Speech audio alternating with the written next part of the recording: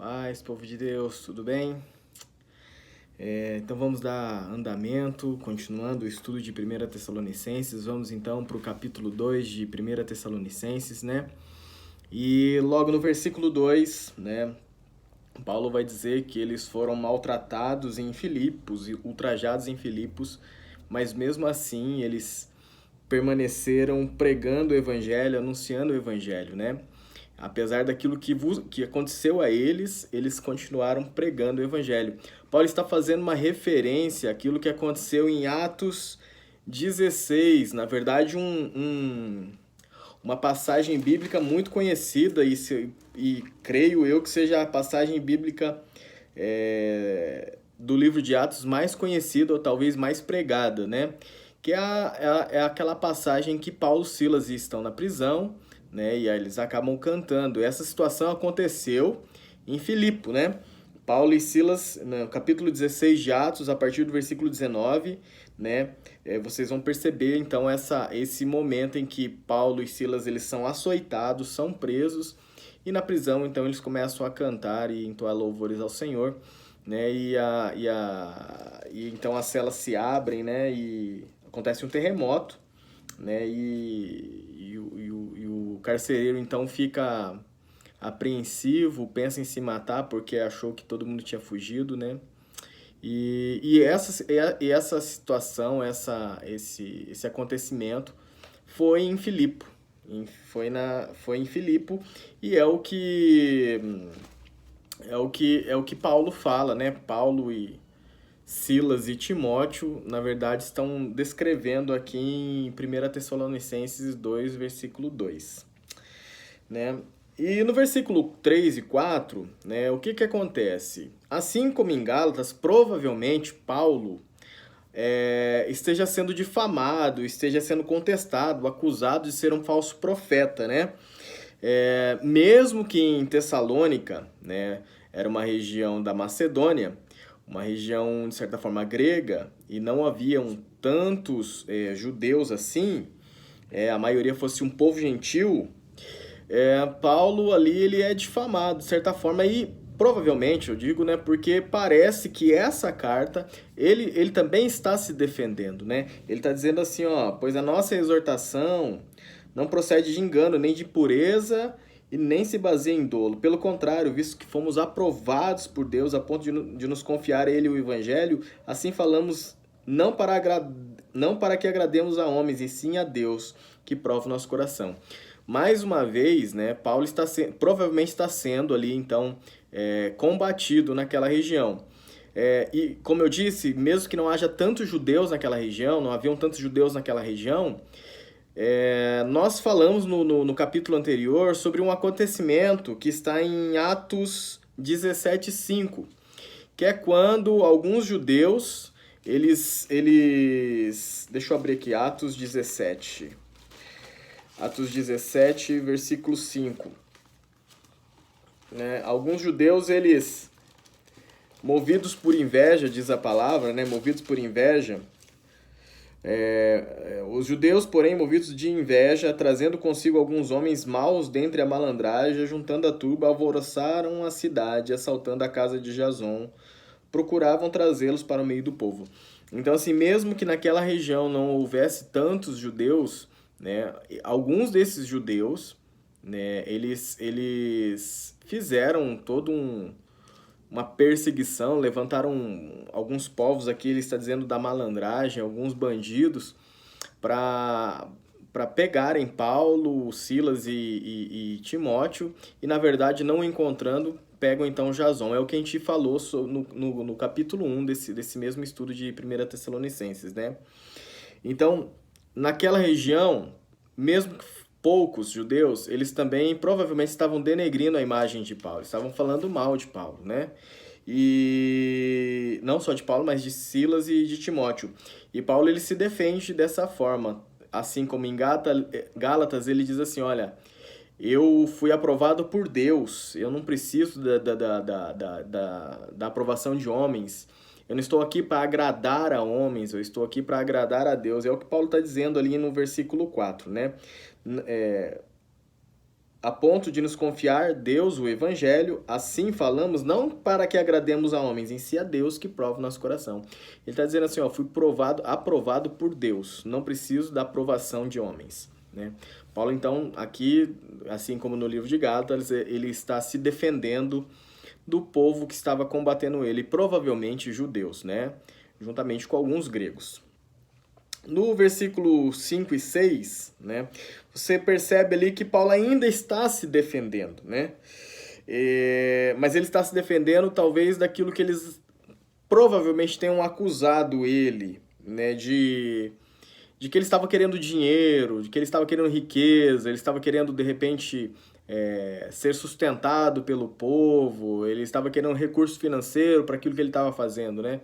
E Paulo, ele se defende dizendo assim, que ele nunca usou de intuitos gananciosos, é o que diz na minha versão, né? No versículo 5, ele diz, no versículo 4, ele diz que ele, ou melhor, no versículo 5, nunca usamos de linguagem de bajulação, como sabeis, nem de intuitos gananciosos. Então Paulo fala assim, ó, nunca usei de intuitos gananciosos com vocês, nunca procurei lucro, nunca procurei benefício próprio, não estava atrás de dinheiro, de riqueza. Aí no versículo 6 ele fala assim, ó, nem procurei glória, não bajulei ninguém, porque eu não procurei glória nem de vocês, nem de qualquer outra pessoa, né? Paulo está dizendo isso. Eu nunca fui atrás de vocês por causa de dinheiro ou por bajulação, né? E trazendo para os dias de hoje, parece que hoje nós vivemos num tempo em que as pessoas buscam isso, né? Buscam o lucro próprio, buscam um recurso financeiro, se enveredam pelos caminhos de Deus ou pelo ministério, que significa serviço, a fim de receber a paga disso, a fim de receber os benefícios disso, sabe? Buscam uma certa fama, né? Um certo prestígio, um certo reconhecimento, e a ponto de hoje em dia falarmos assim, o meu discípulo. Não que isso seja incorreto falar, né? Mas num termo de possessão, as minhas ovelhas. Como num termo de possessão, nós temos que entender que as ovelhas são de Cristo, os discípulos são de Cristo.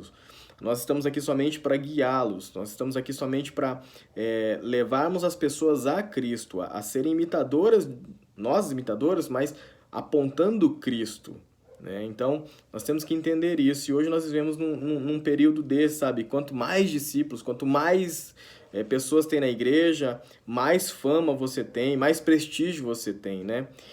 Mais bajulado talvez você seja, né? E Paulo está dizendo exatamente isso, né? Que ele não foi a eles em busca de glória, não foi a eles em busca de intuitos gananciosos, buscando dinheiro, ele não foi atrás do povo de Tessalônica atrás disso, né? Ele foi para pregar o evangelho, e nós vamos ver ali para frente quais são os intuitos, né, que Paulo tinha, né, que ele não tinha nenhuma intenção errada, mas todas as intenções dele eram puras. É o que nós vamos ver aqui a partir do versículo 7 até o versículo 9, né? Continuando esse estudo de 1 Tessalonicenses, Paulo, então, ele vai falar o porquê que ele foi lá e de que forma eram as suas intenções, né? Ele não foi atrás de prestígio nem de dinheiro, na verdade, né?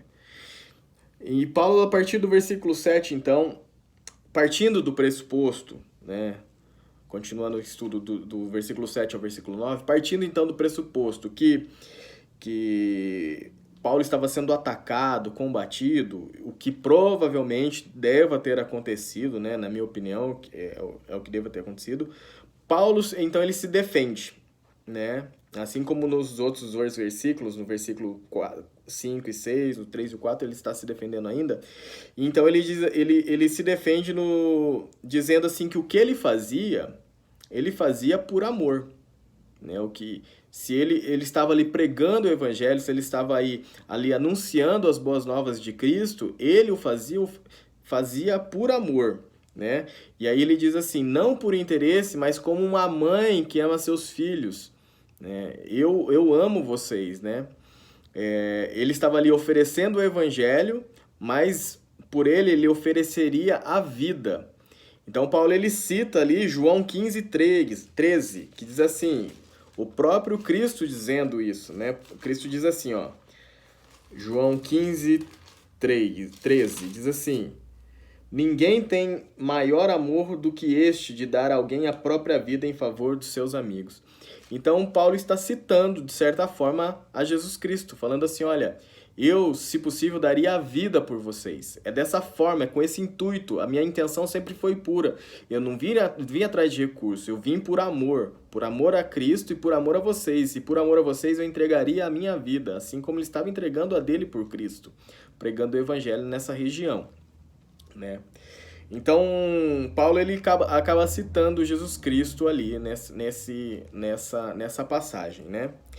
E ele diz ainda que uma outra forma continuando o texto, outra forma que ele demonstrou que as suas intenções não eram intuitos gananciosos, mas era uma intenção pura. Paulo ele lembra da conduta que eles tiveram enquanto estiveram com os Tessalonicenses. Enquanto estiveram em Tessalônica, qual foi a conduta deles, né? E ele diz assim, olha, embora, no versículo 7 mesmo, embora pudéssemos, como enviados de Cristo, exigir de vós a nossa manutenção, todavia nos tornamos carinhosos entre vós, qual ama acariciar os próprios filhos, né? E no versículo 9 ele diz assim, ó, porque vos recordais, irmãos, do nosso labor e fadiga, de como noite e dia labutando para não vivermos à custa de nenhum de vós. Então o Paulo está falando assim, olha, eu não vim atrás de riqueza, tanto não vim que nós trabalhávamos dia e noite, labutávamos, nos esforçávamos, nós não queríamos ser peso para ninguém, nós não queríamos viver à custa de ninguém, né? Então a nossa intenção sempre foi boa, a nossa intenção sempre foi pura, de apresentar a Cristo como Senhor e Salvador, de levar o Evangelho da salvação a vocês. Nunca foi glória e nunca foi riqueza, porque nós trabalhamos todos os dias em que nós estivemos com vocês, né?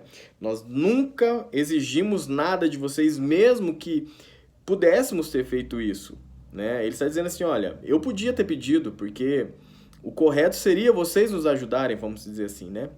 Porém, ele disse assim, eu nunca exigi de vocês a manutenção, nunca exigi de vocês oferta, sempre trabalhei, sempre busquei o meu próprio sustento para não ser um peso na vida de ninguém. Talvez essa seja uma das mensagens assim, um pouco dura aos pastores, né? Que, como a gente disse anteriormente nos versículos, talvez busquem o ministério para ser sustentado, porque talvez não queira trabalhar, porque talvez não queiram se esforçar. Então, se utilizam do ministério para se ter uma vida, entre aspas, né? Estou dizendo aqui fácil. Não estou generalizando, não estou falando que todos os pastores são assim, todos os profetas são assim, não estou dizendo isso, mas existem pessoas, sim, que se aproveitam, né? Tanto que a Bíblia fala sobre esses homens, ai de vós, né? Ai de vós, que comem da gordura da ovelha, ai de vós, que se aproveitam, que estão se aproveitando dos filhos, das ovelhas, né? Então, se não houvesse, o Senhor não diria, então há, né?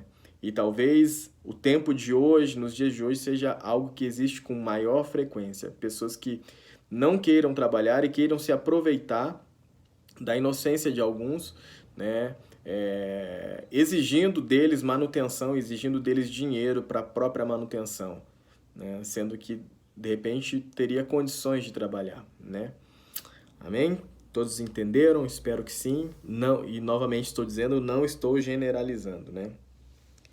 E Paulo se defende dessa forma que provavelmente deveriam tê-lo acusado disso, de esse cara é vagabundo, ele quer sair falando aí, mas não quer trabalhar, né? Esse cara aí só quer ficar anunciando o evangelho e ele não quer trabalhar, por isso que ele vem aí falar disso, depois fica pedindo oferta, pedindo dízimo, né? Talvez esses judeus, né, tenham acusado eles, Paulo, Silas e Timóteo disso, né? Então Paulo se defende dessa forma, dizendo que a conduta deles foi ilibada enquanto esteve com os Tessalonicenses. É o que diz ainda no versículo 10 ao versículo 12, ele ainda está falando da conduta dele, né?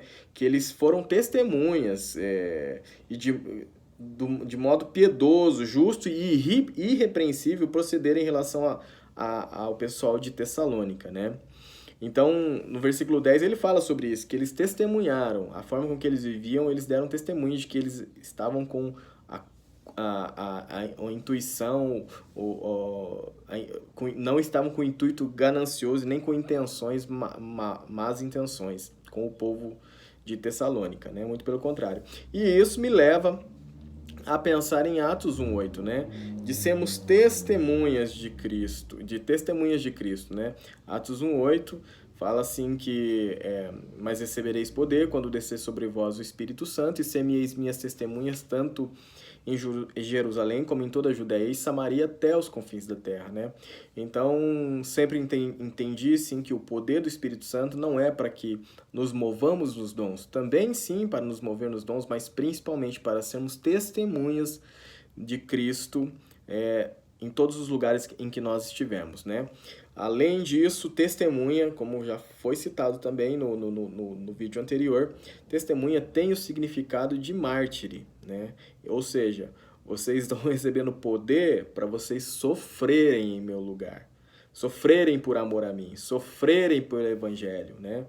Porque vocês vão ser torturados, vão ser mortos e vocês vão receber poder do Espírito Santo para suportar essas coisas, né? É o que diz, então, o versículo 10, né?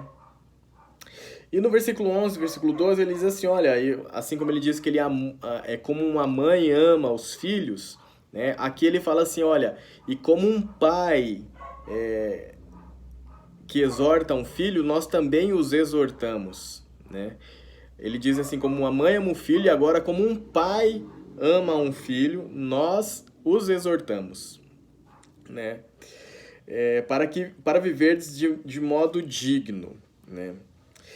Então, assim, Paulo ele diz assim, olha, como a paz, nós corrigimos vocês a viverem de modo digno. Lembrando que aquela região era uma região grega, né? Era Macedônia, Acaia, Macedônia um pouco mais acima e Acaia mais abaixo. Era território romano, mas era uma região grega. Então imagine o quanto de paganismo que havia naquele lugar, o quanto de culto pagão, o quanto de conduta pagã havia naquela região. E ele os exortava, provavelmente diariamente os exortava, né? Como um pai quando ama um filho. Ele corrigia a viverem de modo digno, né? Paulo está dizendo isso, nós corrigimos a vocês a viver por modo digno de Deus, que vos chama para o reino e glória. Então ele está dizendo assim, nós corrigimos vocês o tempo todo em amor, nós sempre exortamos vocês, nós sempre admoestamos vocês. Em outra versão diz assim, nós conjurávamos vocês, né? E também consolava-os, né? Mas o que eu queria destacar aqui era a exortação, era a admoestação, era o conjuramento que Paulo fazia ao povo de Tessalônica, né? E isso me lembra alguns versículos, né? Que diz assim, eu até anotei aqui, Salmo 94:12 diz assim, ó, bem-aventurado o homem, Senhor, a quem tu repreendes, a quem ensinas a tua lei. Provérbios 3:12 diz assim, porque o Senhor repreende a quem ama, assim como o pai ao filho a quem quer bem. E em Hebreus 12:6 diz assim, porque o Senhor corrige a quem ama e açoita a todo filho a quem recebe. Numa geração como a nossa, que só ouve o que quer, assim como diz em 2 Timóteo 4, né, que diz assim, que chegará o tempo em que não suportarão a sã doutrina, né, e ajuntando mestres para si mesmo, né, como que sentindo coceiras no ouvido, né, darão costas à verdade. Deixa eu falar com propriedade isso, na verdade, né, uma geração que só ouve esse tipo de mensagem está em 2 Timóteo 4, 3 e 4, diz assim, olha... Opa, estou em 1 Timóteo. 2 Timóteo 4, 3 e 4 diz assim: pois haverá um tempo em que não suportarão a sã doutrina, pelo contrário, cercar-se-ão de mestres segundo as suas próprias cobiças, como que sentindo coceiras nos ouvidos, recusarão a dar ouvidos à verdade, entregando-se às fábulas. A gente já até citou no capítulo anterior esse mesmo versículo. Então eu digo assim, numa geração que só ouve isso, só ouve sobre bênção, conquista, sobre promessa, ouvir uma palavra de exortação é quase como um ato de maldade, não de amor, né? E Deus está falando assim, olha, o Pai corrige a quem ama, eu te repreendo, bem-aventurado aquele a quem o Senhor repreende, né? Então, assim, nós levamos por um lado a repreensão, uma mensagem de exortação, nós levamos por um lado como um ato de maldade, não de amor, né? E o Senhor está nos dizendo que Ele nos ama, por isso nos corrige, né? Mas nós somos uma geração muito, muito fraca. Nós queremos sim a promessa, nós queremos, e o Senhor nos tem isso, né? Nós queremos promessa, nós queremos bênção, nós queremos conquista, mas nós não queremos ser exortados, né? Nós não queremos ser repreendidos. E continuando, no versículo 13, né, Paulo ele dá graças a Deus, aí ele está, de certa forma, elogiando, como também no capítulo 1, ele de certa forma elogia o povo de Tessalônica, e dizendo assim, olha, vocês receberam a palavra como ela verdadeiramente é, ela é a palavra de Deus, né? E vocês a acolheram, e isso está sendo transformador na vida de vocês, né? Paulo está dizendo isso, vocês, mesmo ouvindo de homens como nós, ouvindo de homens, de pessoas comuns, vocês a receberam como verdade, né? E isso tem causado efeito na vida de vocês, né? Ou seja, Paulo está dizendo assim, olha, assim como o Tiago 1:22, vocês não somente ouviram a palavra, mas se tornaram praticantes dela, né? A palavra vem causando o efeito devido na vida de cada um, porque eles a acolheram como verdade, como palavra de Deus, né? E quando nós temos essa atitude de não somente ouvir a palavra, mas de acolhê-la como verdade, como palavra do próprio Deus, isso vai nos trazendo transformação, isso vai nos trazendo mudança, né? Ou seja, nós nos tornamos também praticantes dela, não somente ouvintes da palavra, né? No versículo 14,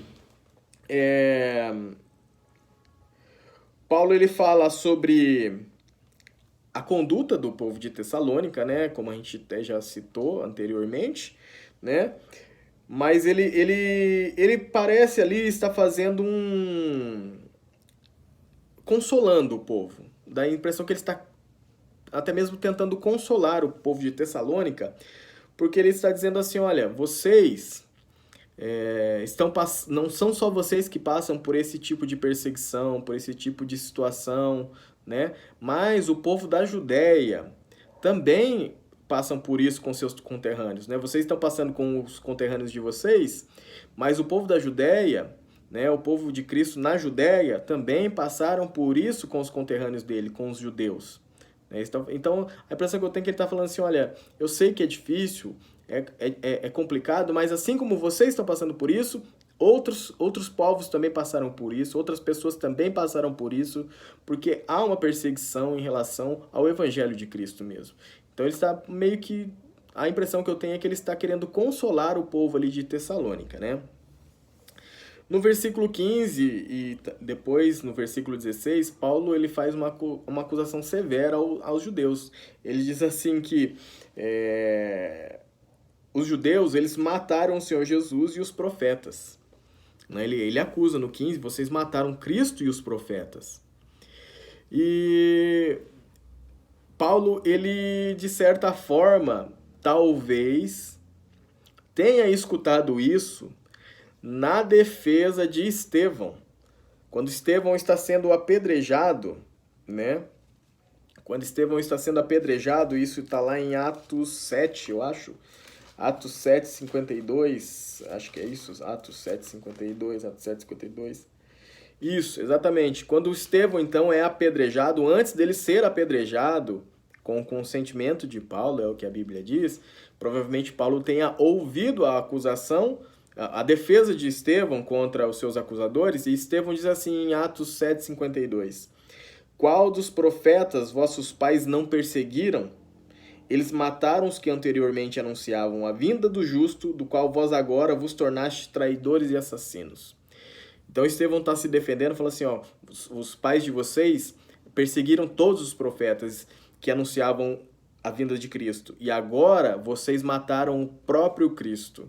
Né? Estevão está se defendendo em Atos 7,52, e Paulo, ele diz a mesma coisa que Estevão disse em Atos 7,52. Talvez Paulo tenha se lembrado de Estevão e escreve isso em sua carta aos Tessalonicenses, dizendo, olha, os judeus mataram os profetas e mataram Cristo também, né? E no versículo 16, ele novamente acusa os judeus, né, dizendo, meio que acusando, se defendendo, acusando talvez assim, parece que Paulo está se defendendo de algo, acusando o outro.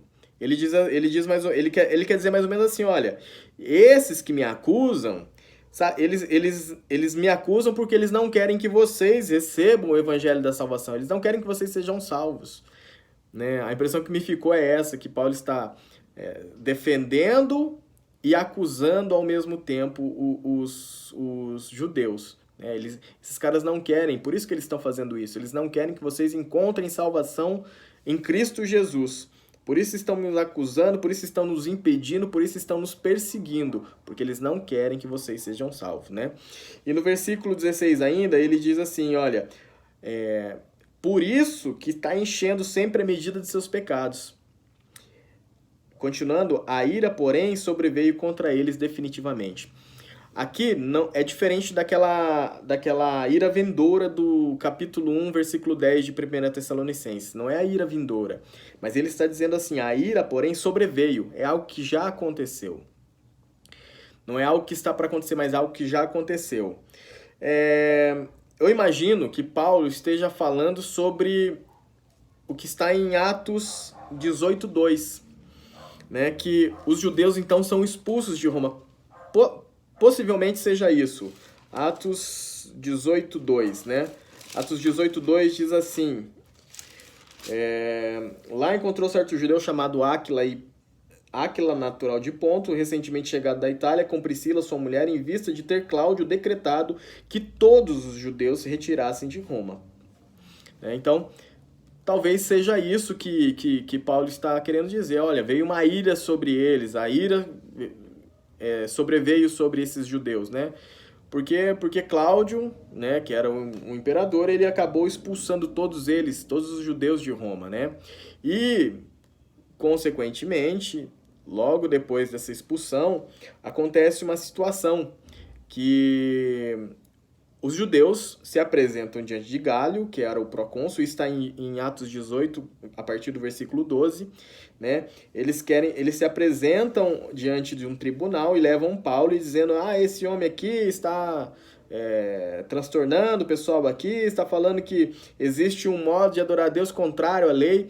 Então, e aí o procônsul chamado Gálio, ele meio que expulsa esse pessoal do tribunal, fala assim, olha, mais ou menos quis dizer assim, ó, eu tô de saco cheio desses negócios de vocês ficam com umas picuinhas, com umas brigas aí com os cristãos, e eu não tenho nada a ver com isso, eu não creio nessas coisas, eu não tenho nada a ver com isso, então retirem-se daqui, não me encham mais o saco, né? Então, talvez tenha sido isso, por isso que Paulo citou que a ira sobreveio sobre eles, né? Porque eles já não tinham mais aquele poder de persuasão, chegar no procônsul e falar, esses caras aqui e tal, não sei o que, e o procônsul, então açoita esses caras, então bate nele, então prende eles, torturam eles. Não, eles já estavam meio que de saco cheio dessas picuinhas dos judeus em relação aos cristãos, né? Então, ele possivelmente pode ter sido por isso que Paulo fala, sobreveio uma ira sobre eles, né? Continuando o texto, né, no versículo 17... É só um parênteses, isso é uma aplicação pessoal, né? Talvez seja uma aplicação pessoal, porque Paulo fala assim, olha, eu queria estar junto com vocês, né? Melhor dizendo assim, ó, ele diz assim, ó, ora, nós irmãos orfanados, olha que legal. Paulo, ele cita que o amor deles é como de mãe aos filhos. E depois ele cita que a exortação que eles fazem é como de pais, como de um pai a um filho. E agora ele diz assim, ele se coloca no lugar de filho, né? Ele diz assim, ó, ora nós, irmãos, orfanados, né? Como se eles então se colocam no lugar de filhos. Pode ser até uma forma de simplicidade, de humildade de Paulo. Olha, vocês também são como pais a nós, né? Então nós estamos nos sentindo órfãos, né? Por um breve tempo, né? Da vossa presença, não porém do coração. Então, o que eu percebo aqui, né? Que Paulo diz assim, ó, nós estamos nos sentindo órfãos de vocês por um breve tempo, mas não no coração. Ou seja, a unidade em si, trazendo uma aplicação pessoal, a unidade não está não se dá ao estarmos juntos. Ela se dá no coração, ela se dá em espírito. Nós temos que estar unidos em espírito. Não necessariamente temos que estar o tempo todo juntos. Não necessariamente temos que estar o tempo todo ligados um ao outro. Mas nosso coração tem que estar junto. Tem que estar unido, né? Então, Paulo mais ou menos quer dizer isso. Olha, estamos longe de vocês, mas nosso coração está com vocês. Nós nos lembramos sempre de vocês nas nossas orações. É o que Paulo sempre diz nas cartas dele. Nos lembramos de vocês nas nossas orações, né? Então, continuando aqui, o versículo 18, uma outra aplicação pessoal, diz assim, por isso que eles queriam, Paulo está dizendo, eu queria ter ido ver vocês, mas por 2 vezes fui barrado por Satanás, né? Então, uma outra aplicação pessoal que eu queria trazer para vocês a partir desse texto é assim, algumas vezes é o Espírito Santo que nos impede. Tá passando um trem aqui, não sei se vocês vão escutar a buzina, mas bem na hora que eu tô gravando, então. E como não há edição de vídeo, vai ficar essa buzina aí, tá bom, gente? No versículo... Em Atos 16, 6, 7... Vamos abrir lá, Atos 16, 6 e 7. Atos 16, 6 e 7... E percorrendo a região frígio-gálata, tendo sido impedidos pelo Espírito Santo de pregar a palavra na Ásia. Então, só o 6 já é o bastante, né? Então, assim, algumas vezes o Espírito Santo vai impedir você de prosseguir. Algumas vezes o Espírito Santo vai te impedir de fazer algo, né? Assim como está descrito em Atos, né? Provavelmente, Paulo passou por essa situação, né? Ele foi impedido de descer à Ásia, né? Então, ele está dizendo assim, ó, aqui o Espírito Santo me impediu de prosseguir. Mas no versículo 18 de 1 Tessalonicenses capítulo 2, ele diz assim, olha, contudo Satanás nos barrou o caminho. Qual que é a aplicação? Algumas vezes o Espírito Santo irá nos impedir de fazer algo. Outras vezes, o próprio Satanás.